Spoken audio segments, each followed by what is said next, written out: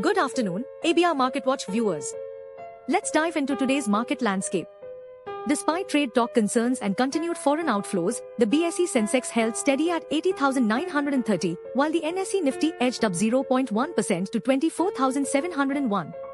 The Indian rupee slipped 0.3% against the US dollar to 86.90, influenced by losses in Asian currencies and demand from state-run banks.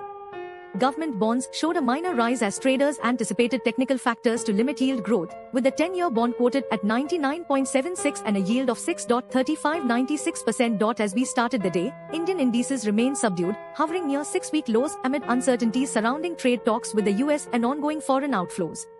Key sectors like financials and IT saw minor declines.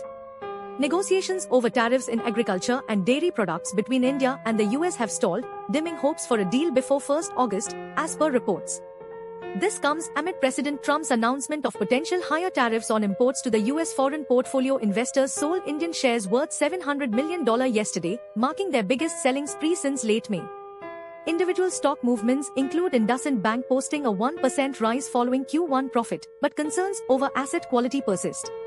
Waaree Energies jumped about 5%, becoming the top mid-cap gainer, due to improved quarterly revenue and profit, while Mazago Dock Shipbuilders fell sharply on reduced profits. Amid this bleak backdrop, infrastructure major Larsen & Toubro is up 1% ahead of its first quarter earnings release.